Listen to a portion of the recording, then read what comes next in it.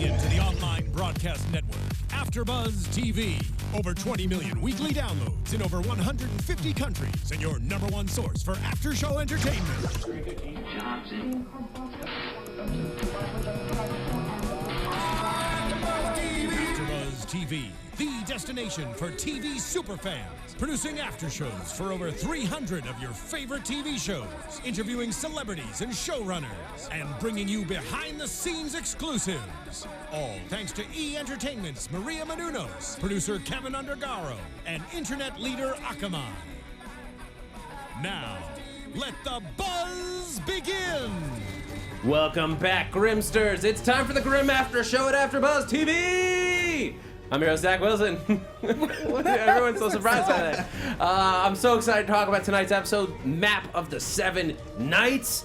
Oh, I'm so excited. So excited. What you guys, song I cannot is this? contain it. I don't know, but Oh, it makes me this wanna use is marionettes. this is Sleepy Hollow by accident. You are listening to Grimm, I assure you.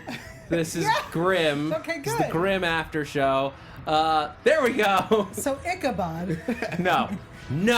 No, it's Played by Johnny Depp. Nice. No.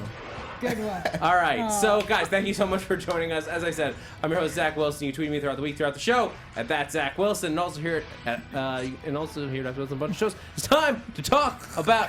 I'm too excited, you guys. I'm so excited that I'm throwing things at Yael. Wow. All right, let's all calm down. Deep breath. No. Deep breath. All right. Okay. Yael Tygiel's here. You can follow me online at Yael Tygiel. That's YAEL TYGIEL. And I'm live in the chat roll, trying to. Everyone's confused about Sleepy Hollow, and I will be your voice here on the show. So voice your opinion live on the chat roll. That's all. Yay! I'm Tauri J. Miller. You can find me at Tauri J. It's TAURIJAY. I am not holding any stuff. I no longer have just anything me. that I could throw. Sorry, Yael. Scared me Let me so apologize. I got a little overexcited, but now it's time to talk about Grimm. Lydia asks who gave the engineer moonshine, and I'm gonna be honest, me. I wouldn't put it past Yeah, you. no. All right, right off the top, what do you guys think of tonight's episode? Oh, am I starting? Okay. I loved this episode. I, again, was watching with people who've never seen, well, one person who's now has seen a single episode, and now someone who was very confused and doesn't watch TV. So it was very weird to watch I with had them. the fun experience today because my girlfriend was in the apartment while I was watching the show. While I was watching the show, and I paused at one point just because I knew it would be fun to explain what they meant, what Monroe meant when he said, "You slept with the two of them when they were each other." Oh, yeah. I chose to skip explaining that. I'm like, no, he's not paying attention. But it was such an important episode. It moved us so much forward in Yes. the 5 seasons. The episode ends, and I turned to my brother, is who I was watching with, and I go, those keys? And he's like, yeah, what about him? And I was like, 5 seasons. We've been waiting for this. He's like, why would you watch a show that takes this long to get to the point? And I was like, oh, it's so good. He doesn't watch TV. He doesn't know how things work. But like, amazing. 5 seasons in. Yeah. Guys, we got 6 out of 7 keys. 5. 5 out of 7 keys. Yeah. We know where one is, and then we're still missing one. We know the location of 6. Oh correct? yeah, I Right. believe that's Yeah. right. Yeah.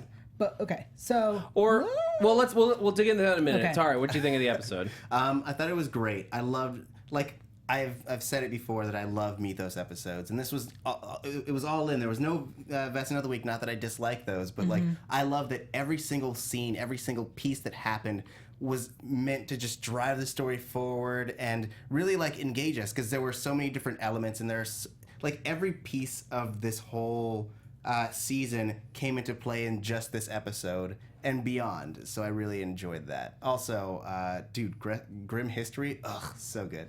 oh yeah, I told my brother that you were probably super excited. Oh my god, I want to get my hands on that book so bad. It's literally a book with all the Grimms in it.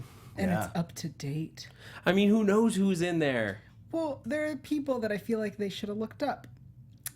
Like gone in there and like been like, hey, I wonder where they are. No, I was thinking trouble. Yeah, I kept being like, they feel like we can get her story now. Can we open the book and look for trouble?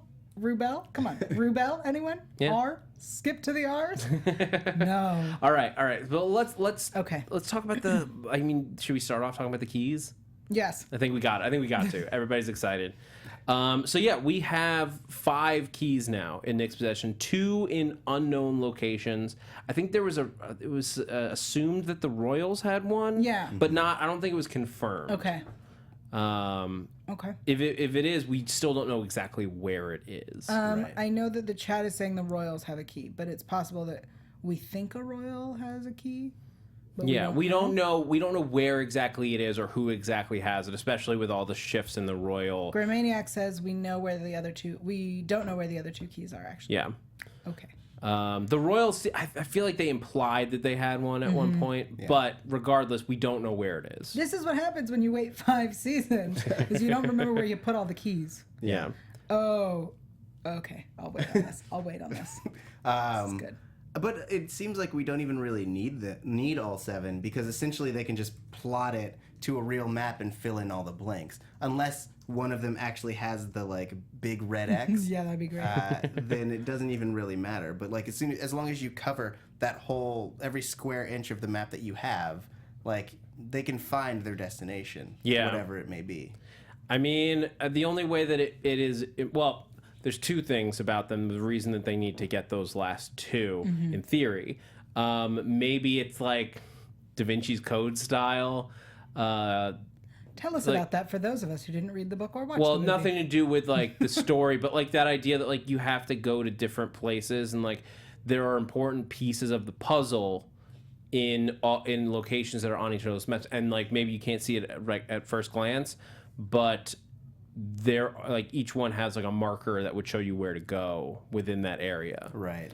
The other thing is they are keys. Yes. They're not just map imprints. So in theory, once you get to wherever this is, you're gonna need the keys to open stuff. Yeah.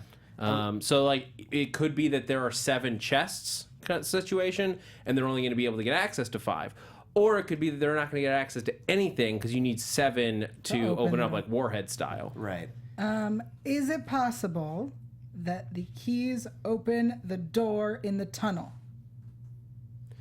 No. I have to say no. It doesn't make any sense. You don't know. These keys are super old. Mm-hmm. They have a map in Europe. And this is a fairly new sealed door that was probably built within the last 50 years in Portland. No, the map is all a red herring. It opens up the door. The door is a portal to the Black Forest. Yeah, oh my god, that'd be so great. Okay. No, anyway, moving on. The idea of them being as you said, a Warhead style need to open it explains why the team has also explains why the team has gotten so big, and that right now we have 6 team members, on the core team. I guess Scooby 7 Gang? with Trouble as well. So we have the perfect amount to, if they all needed to turn them at the same time, they could manage that. Oh. Interesting. I like that. Yeah, these are our 7 knights. So yeah, it would be Nick, Monroe, Hank, Wu, Rosalie. The other half. Monroe, Sully. I confused myself by separating them. Yep. Trouble and Adelind. Yep. Those are our 7 knights. Mm-hmm. Yeah, adds up. Nice catch. Thanks. What about Eve? I know she's not part of the team. She's not in our gang anymore. But just in terms of the show, Bitsy is a huge part of this family. Mm-hmm. So do you think that she's going to wind up going with them to deal with the keys whenever they do go? We'll talk about next episode after the prediction spoiler wall. I don't know. I just think it's a question to think about. Is what about Eve? But also, is Eve more of a knight I don't know. It's just a question. I mean, Eve is a powerful person, but in Right. terms of like our team, our little like fellowship of the keys. right. Um, What if it turns out that there are 8 keys and that the 8th key is the one with the X on it? dun dun dun. Anyway. I mean, I would say that like the two, kind of jumping off of your Eve thing, I would say that the two factions, the Scooby Gang and HW, are different storylines. Like they have completely different goals. So like take for example when they were trying to get the books and Meisner told Trouble to stay because he didn't want to waste her on trying to track these books. I don't think that he would even allow Eve to go on it because he feels like it's more of a personal mission and not to do with what he's there for. I see. Well, but here's the difference: is he's saying that when it comes to the books.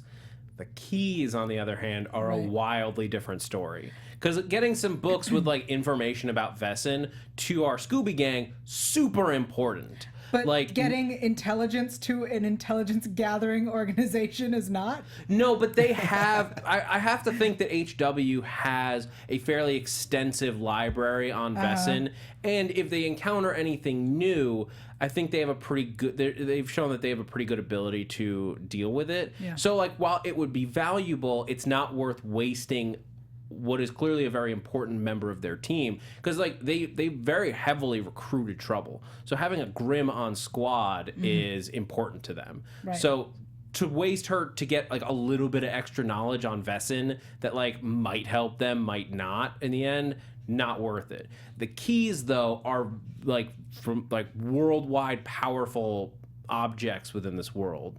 Like basically, they're the map and the keys to the Holy Grail. Whatever it is, that's how people treat it. So I would think that Meisner would think it's worth it for her to, and I think even better, like it's important for them to have a representative on this mission because like. If it's something important that they need to be aware of. They're still not sure. Like he keeps saying that that Nick is going to be working for him soon. Yeah. We haven't seen that yet, so who knows when he's going to call in that favor.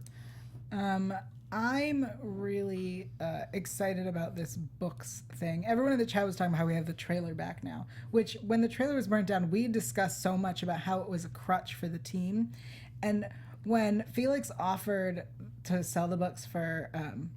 was it 100? $100,000. I just couldn't register that amount because I went 10. He means 10. See, I had the subtitles on, so I like read it to like confirm. Like, Yeah. he really wanted 100. I mean, they are one of a kind. Like, and he wanted to be able to start over as well. Like, Yeah. Yeah, As I far mean, as you know, he's- his yeah. life was gone. Right.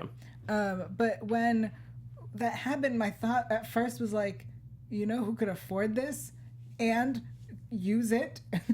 HW. Which Yeah. this episode like solidified that it is HW versus Black Claw, and you may not use other names. I felt like by the end of this episode, I was like, great, so they're HW and they're Black Claw. No longer the Uprising, no longer the SGO. It was- SGO is still more fun. I know, but like this episode No, felt but they're very the HW, and we have to embrace it. fine. Do it for Meisner, Yael. So anyway, I feel like it would have made more sense for HW to take the books, and it would have also guaranteed us electronic copies, which the chat roll was going crazy about. Who's scanning the books this time? For the love of God, one of you learn something, please, from the like mistakes you made before. Scan the damn books. This is why I think HW should have them. Well, I mean, though they established that HW already has a wide database of not just Vessen types, but people who are Vessen. So I think for them, like having old books is novel, but like at the same time, they're more about gathering information about what's in the here and now. Yeah, I mean, it would be valuable. Like, this is the thing. It's like with HW, if the Scooby Gang really goes to work with them, the books are almost irrelevant. But if they ever are cut off from HW or anything like that, having those books is going to be really, really important. Well, I mean, I think aside from the identification of Vessen, the books always had like the methods of killing the Vessen. Yeah. Which I think is the part that we always forget about the books. Yeah. And I think that HW, although they probably have an extensive, collection, probably don't have the history that the Grimms have. Yeah. That they would write in, like, I tried this and I tried that and this slows them down and this kills them. And, that's what I think is because, watching this with someone who doesn't watch makes you think about weird things that, like, because he was like, I don't get the purpose of these books. They're just people, like, they're drawings. And I went, yeah. He's like, why? And I went, oh, but it also tells you how to kill them. Yeah, no, and that's very important. But I guess the difference is that the massive resources of HW makes them less vital to their operation because, like, if they're up against, like, one of these monsters, like, they can overwhelm them with force. Right. Because they have that kind of resources where they can just send in squads of people to take it down if they didn't know how to handle it. Well, I mean, we've had characters or Vessen that can't be killed with a gun. Right? We've had the ogre who had to be shot with specific. Right. Yes. Sorry, Ivan in the chat says only Grimm should have the Grimm books, no one else. Interesting. We can revive our Meisner Grimm theory. Yeah, but everyone's talking about scanning. Yeah. Use the I scanners, make a PDF. I did like they had a little, like, not with, like, Eve in the room, just like, yeah, how did it? Yeah, we lost the last set in a fire.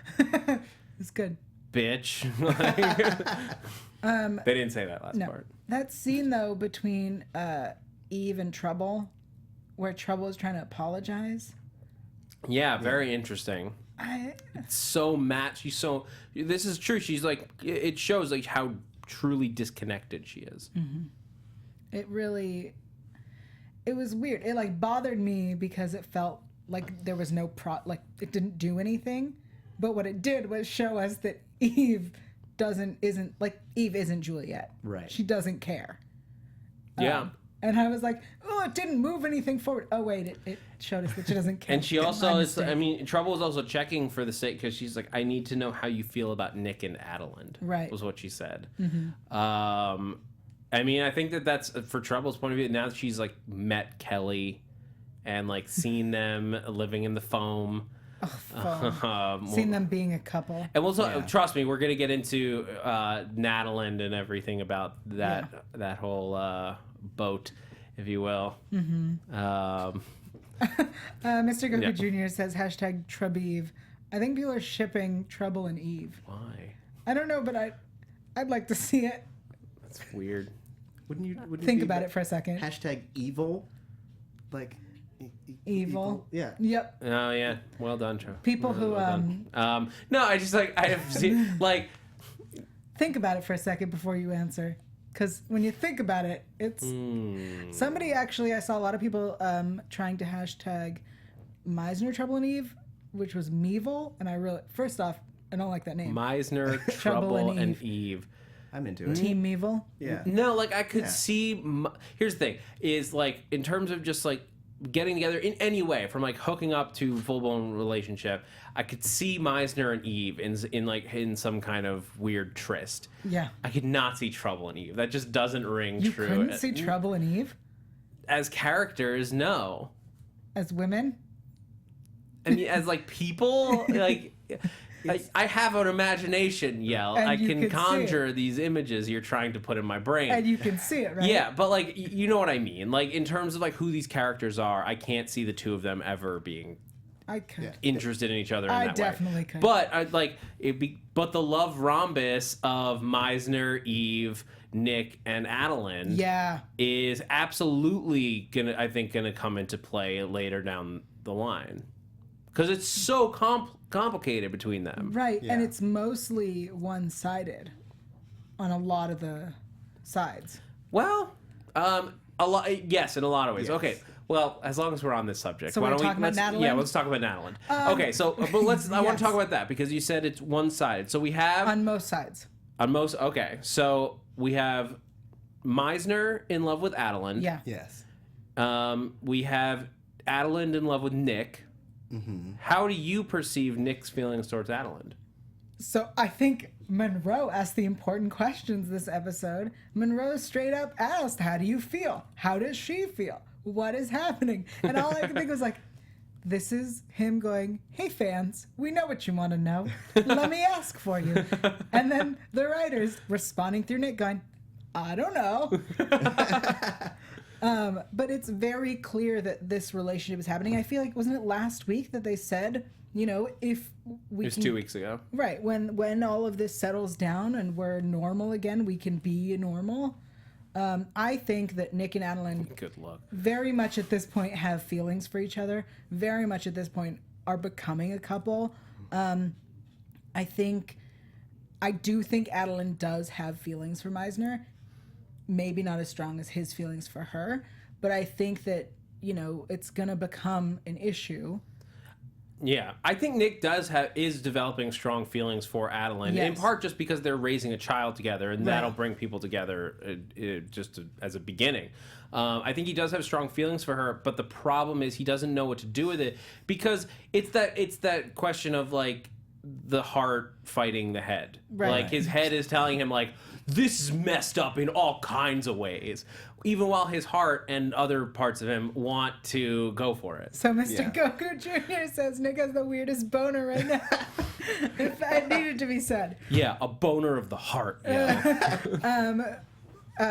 Boo says that Monroe, this is why Monroe is my favorite. Ivan says, thanks, Monroe, LOL. Yeah, people, heart talks. Nice, Grimmaniac. Mr. Goku Jr. said something that I will not read out loud.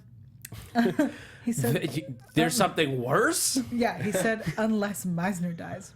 Oh. That's it. But okay, so look, continuing to dig into the love rhombus. Yeah, yes.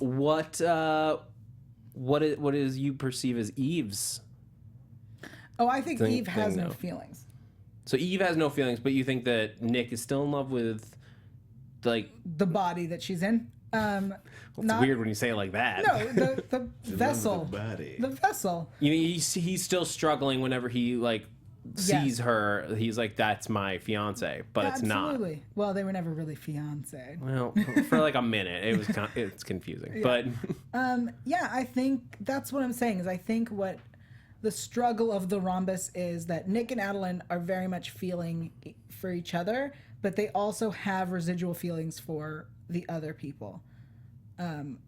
Meisner, it's clear now, has feelings for Adelind, probably more than she has for him. Right. And Eve has no emotion, so which I kind of like her a lot now. Yeah, she's great. She's like a walking murder bot. Yeah, I like it. yeah. I mean, the push-ups. Okay. Freaking push-ups. I'm sorry. As it started, I went, if she's doing mental push-ups, I'm gonna be furious. I knew it. Why? Because it was stupid. It was stupid. It's a little silly, but like anyone who has telekinesis, I feel like it's a must. You always have to have them doing like some kind of physical exercise with their mind, whether it be like lifting weights, Juggling. or doing push-ups, or like. It's an exercise.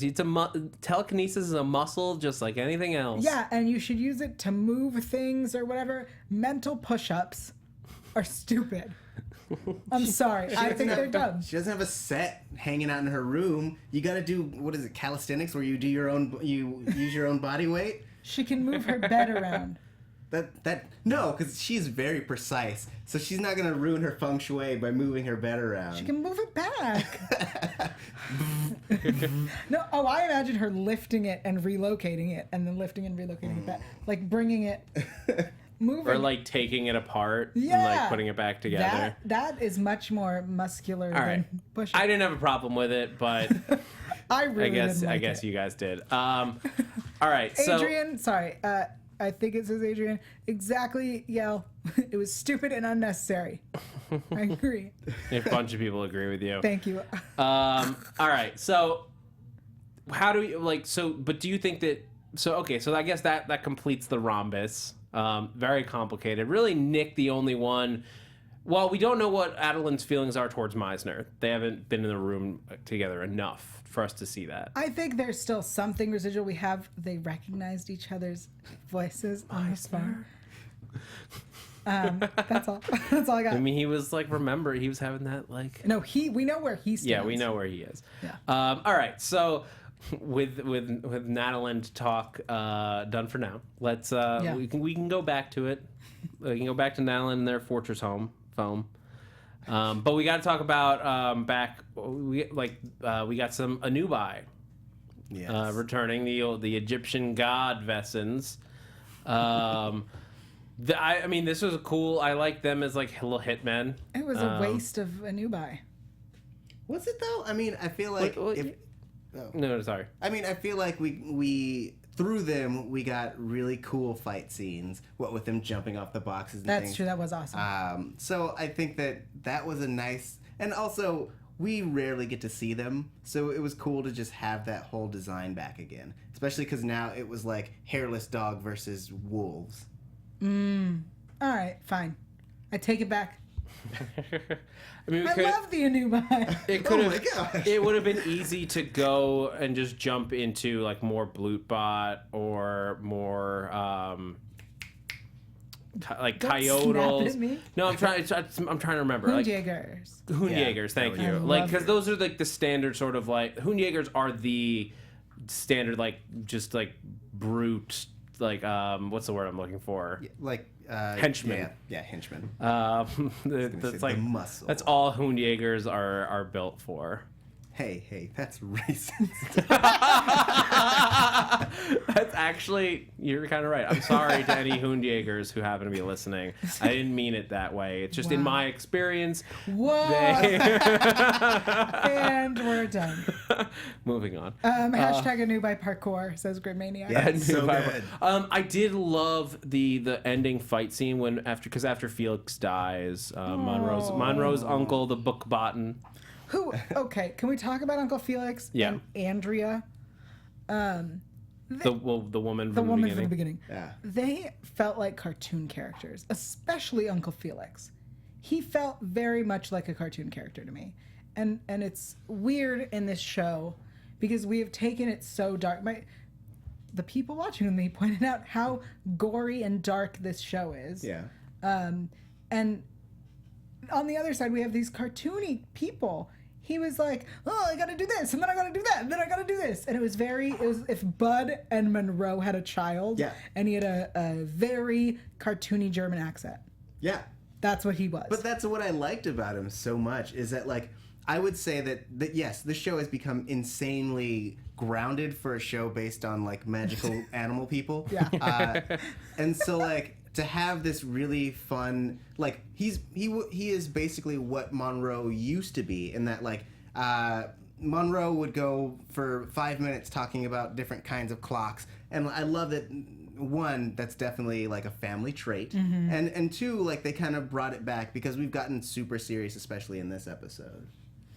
Fine. I'm not trying. You don't have to change your opinion.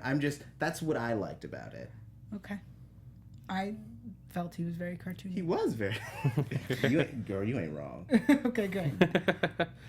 Yeah, I mean, there's a lot of great stuff. I really did like him. I did like him as a character. I thought he was funny. It was the perfect like old world person who has a connection to our people to bring this information and this whole chest of stuff back to us.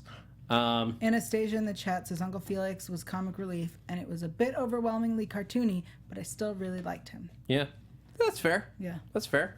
I really liked the scene with Monroe when they catch the two Anubai, because it was just like it would have been so easy to turn that into like a big action fight sequence with like bouncing off the walls, and Nick's got like a mace or something crazy. And like first of all, I was like, Nick, if you know you're going to face some people, like get your axe. Yeah. Like, you're good with an axe. Get it! Like, come on! Get your axe together! Like, that's what Grimm are famous for, is using an axe to kill Vessen, like, because it's useful. Yeah, but he's a cop, and he's used to using a gun. Yeah, but we've shown that a lot of Vessen, that's not real helpful. Like, I'm just saying, that having an axe on your belt... Those are real heavy. We have to be on his back, first of all. He's a Grimm. He's a super Grimm. Like, he's got it. Don't Yeah. worry about Nick. I mean, if he gets more EXP, he'll be able to dual wield the axes. Okay. Get like he can get a strap I was for like, his. that's a gaming reference, isn't it? Yeah. He could like strap it to his back. not I don't here. know, like something. He missed it. Yeah. Moving on. Nothing. You'll tell me later. I got Anyway. it. Yeah. Yay. Engineers calling me a nerd. I mean, what are we doing here? Yeah. Like, come Of course on. we're nerds. My point is, like, Monroe just diving in and like just brutally like ripping their throats out with his teeth, like old school Blutbaten style. I love that because it felt very real. Like where Nick was like prepared for like a big fight where they're like throwing each other around and it's gonna take a while to take them down. No, Monroe's just like, no, I'm not messing around. Yeah. Like I'm just gonna rip these guys' throats out.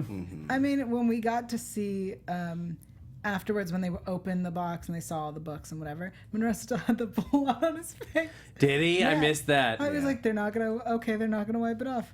And I think what's interesting, if we go back a little bit, there was that whole thing with Monroe eating meat again because he tore out someone's throat or whatever when he was saving Rosalie, and we thought that would be an issue, and it never came up. And now here we are again, where he's done the same similar thing, and he's not.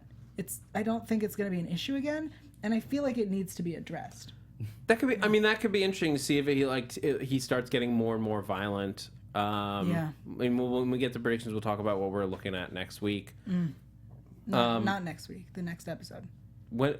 It's not next week. I don't know when it is though. No. Yeah, I didn't know that. I did. I'm depressed now. Well, let's keep going because we have a lot more to talk All right. about. What do you want to talk about next? What do I want to talk about next? Yeah.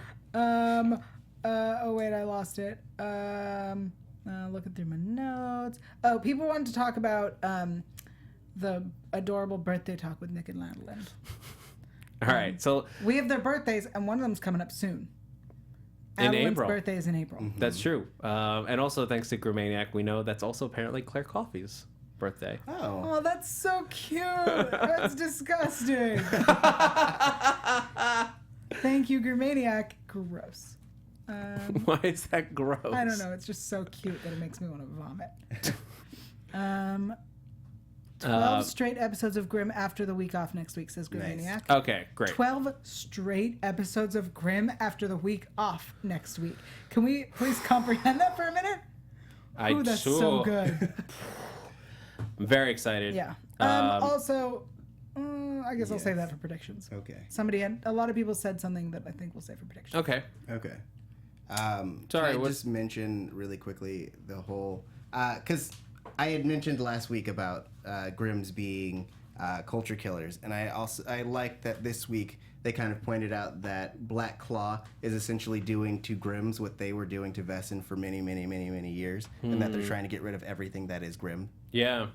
That's very true. I mean, they're trying to get these. Well, here's a question that I have for you guys. Do you think that the Black Claw guys were trying to get their hands on the books to destroy the books, or get their hands on them because they knew that the keys were in there? Oh, excellent question. Because by the end of it, well, the weapons are almost inconsequential. Like there's some fancy A stuff. triple crossbow. The triple crossbow was awesome. I think I called it a tri-crossbow in my notes. Oh my god, that's ridiculous. Sorry, people are confused if there's 1 week or 2 weeks off. I don't know, guys. We'll let you know.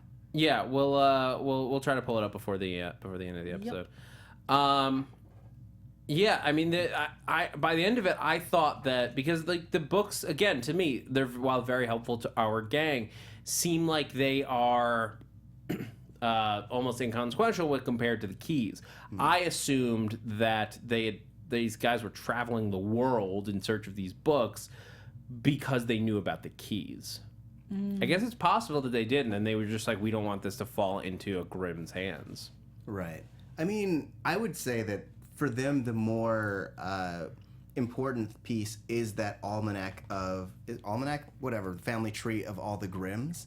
I think that is the biggest piece of information that would be of service to them, because with that, they could hunt down, or they could identify and then hunt down every Grimm that has existed from the beginning to the current day. So I think, if anything, that was mostly what they were after. I mean, because the keys seem to be like an unknown thing, and I don't know if we've had. Correct me if I'm wrong. I don't know if we've had an episode or a bit of scenes where the keys were even on Black Claw's radar. Have we had that yet? No, not at all. Okay. No, they haven't mentioned it, but these things are out there. A lot of people have been looking for them and waiting for them. We'll have to wait and see. Yeah. But I agree. I think that what they were really after was this Grimm family tree book, because that way they could kill all the current Grimms, right? Or at least end the family lines. Mm-hmm. I think that was the idea. Because then, once they have it, right, they would go after Nick, and they'd probably go after Kelly. Yeah. They might be going after Josh. Well, he's not a Grimm, so he won't be in the book. They don't know that. He wouldn't be in the book. Only his dad would. Because the book skips generations. They mentioned that. It literally just has. It's a really funny family tree because it's just like, here it is. Oh, there it is. Mm-hmm. Yeah, it's like there's only 4 people between me and 1600. That's weird. Yeah. My family lives really long lives. So yeah, I mean, do we're starting to wind down here. Should we get to predictions? Okay, before too late. No, time for predictions. Now, your AFTERBUZZ TV. Do iTunes shoutouts afterwards. Oh, okay. Yeah, we'll do it after. Okay, so I have the date of the next episode. It's in March, right? March 4th is the next episode, guys. March 4th. Oh, and then the one after that is, I believe, the 100th episode. Ooh. Yes, March 11th is the 100th episode. Really? That's exciting. That's real exciting. Yeah. That's really cool. Yep. We'll have to do something special. Oh, we will. That's my birthday weekend. Ooh. Oh. Uh-huh. All right. Well, I think I know what Yael's thinking. Yep. All right. So, my big thing while we're talking about the Grimm book. Yes. I think that within the next few episodes, it has to be that we're like our team is going to look for some Grimms. Or if they start hearing about Black Claw, if they hear that like 1 or 2 of the names that are in there get killed, they're gonna go out and like start bringing in Grimms, which is like, I've wanted this for so long. Yeah. And I think we're finally gonna get a little group of Grimms together and like see what their experiences are like. Are these Grimms just like dealing with this? Like, are they aware that they're Grimms, or are they all in insane asylums? Are they all just like classic Grimms? They're just murdering people left and right. Like, what have each of their lives been through? Like, this is what I've been waiting for the show to do, because they've built such an amazing world that the idea of being a Grimm in any different city where Vessen may live has such potential for a unique storyline that I would love to see other characters' perspectives and how they came through the world. There were a lot of theories that Trouble is a Van Helsing, is her backstory. Oh, like she's actually has an ancestor, Van Helsing. Yes. That'd be awesome. That was a lot of people's theories when we got the Grimm books, and Lydia predicts that someone's going to die. Well, we know somebody's going to die at some point. We know from the showrunners that somebody on our team is going down. That said, I don't know that that's still a thing. Yeah. I personally believe that might not still be a thing. I mean, it's a weird thing to say if it's not. Yeah, but like it was a thing they said way back when the episodes started this season, and we're real far in, and I feel like there hasn't been any more teasing of it. That it may no longer. Like, you think they think they changed their minds? Well, because it was announced before they had they'd filmed the episodes that we're currently seeing. Does that make sense? Yes. And I think that now we're currently seeing them. But Yeah. the way that TV is written, before they start writing the season at all, they've blocked out the major storyline, and a lot of the Vessen of the week and those kind of stories. Like they know what each episode is going to be more or less, and things change. Like, oh, we don't want to do that Vessen anymore. We want to change this story. We want to move this episode from episode 6 to episode 12, or from 13 to 7. Yeah. Like that stuff can move around, but they know, like, okay, in episode 20, this character is going to die But or not. They could change their minds. They could have. It. Yeah. I doubt it, only because why announce it? If you're going, like, why announce something that monumental if there's even a chance that it won't happen? So I don't remember them announcing it. I remember David announcing it. I remember. Is that how it happened? David teased it. Interesting. But the theories, we said that we think Renard. The Gamer Girl says R.I.P. Renard. Oh, A lot we of didn't people are talk about saying- we didn't talk about Renard and our Dixon check-in. Yes. Oh, there it is. Yep, I meant to say that. That was what I was looking for. My notes. Yeah, because it's so, like, almost forgettable, because, like, again, it's this slow little build. Like, okay, Dixon seems like he's, again, this is only building me up more towards thinking he's gonna be Black Claw, because he's like, now he's like, oh, he's such a good guy, he doesn't want to fight dirty. He doesn't want to fight dirty, but Renard does. Yeah. That doesn't Renard- surprise me. Renard would fight dirty. Yeah. But it was so dirty. Not in the good way. But I mean, like, it just surprised me that it was. I'd expect him to be like, no, we're going to do some campaigns like this. But not like a, because he did this, that, and the other thing. Yeah, I happen to got agree this. with the campaign advisor, though. Like, the voters have a right to know who they're electing. And if that, like, if he covered up, like, some heinous stuff, like, expose him. Yeah, but Renard just said, I back this candidate. I would vote for him. I support him. He has my endorsement. And now he's going to be like, also, we covered up for this guy. It's going to look real bad on the police.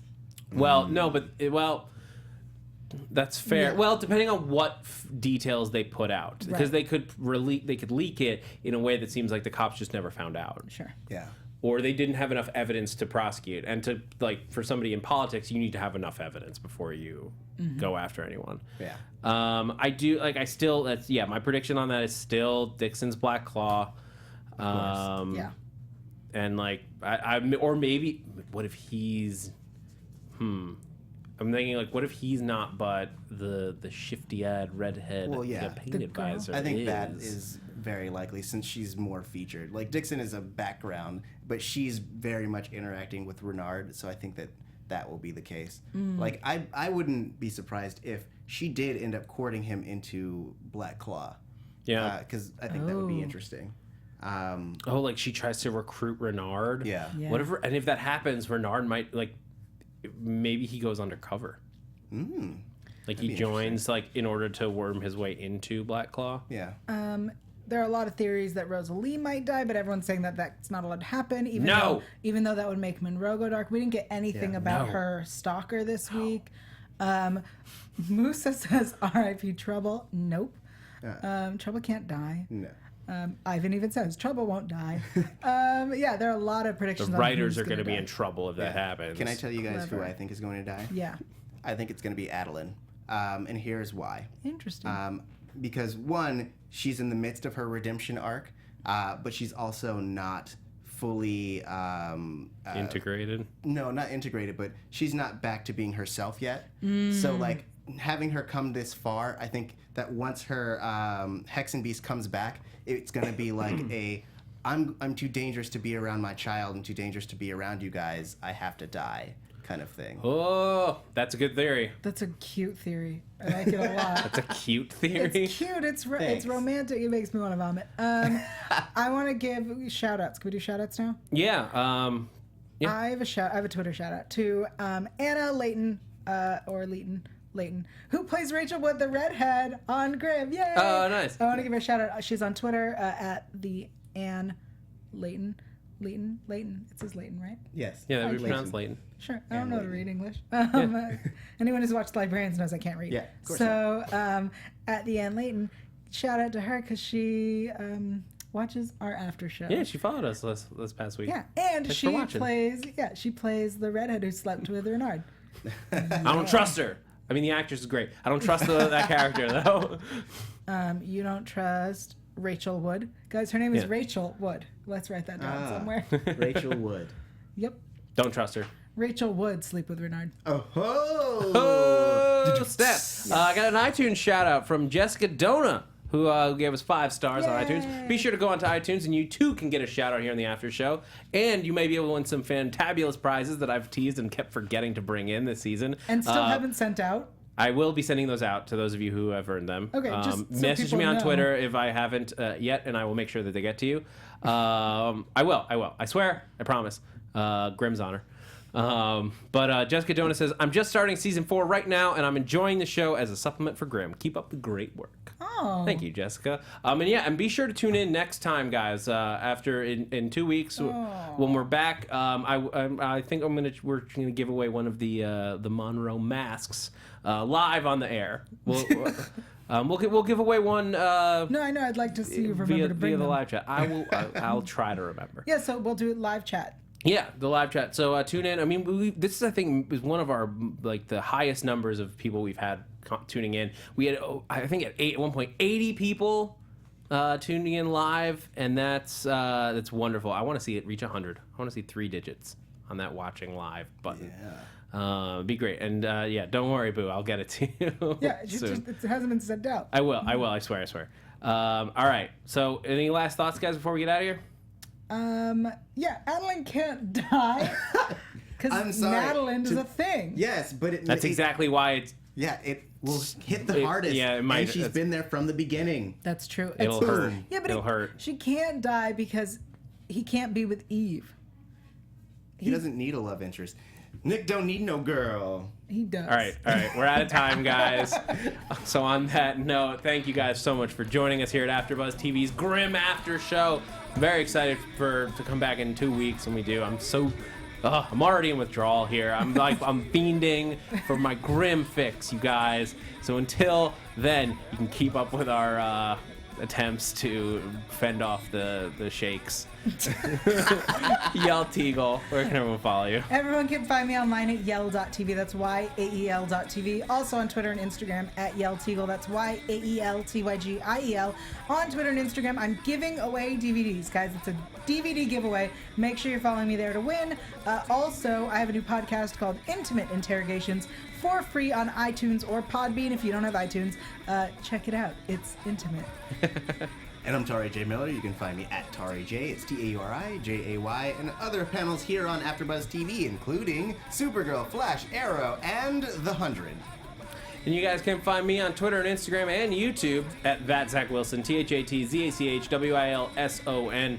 And also here at AfterBuzz on a whole bunch of shows, including all of Marvel. We're talking Agent Carter this week and next, then Agents of S.H.I.E.L.D. Daredevil comes back in March. Better Call Saul on Tuesdays now, along with the Muppets. Guys, I'm Zach Wilson. Thanks for geeking out with us. From executive producers Maria Menounos, Kevin Undergaro, Phil Svitek, and the entire AfterBuzz TV staff, we would like to thank you for listening to the AfterBuzz TV network. To watch or listen to other after shows and post comments or questions, be sure to visit AfterBuzzTV.com. I'm Sir Richard Wentworth, and this has been a presentation of AfterBuzz TV. Buzz you later. The views expressed herein are those of the hosts only and do not necessarily reflect the views of AfterBuzz TV or its owners or principals.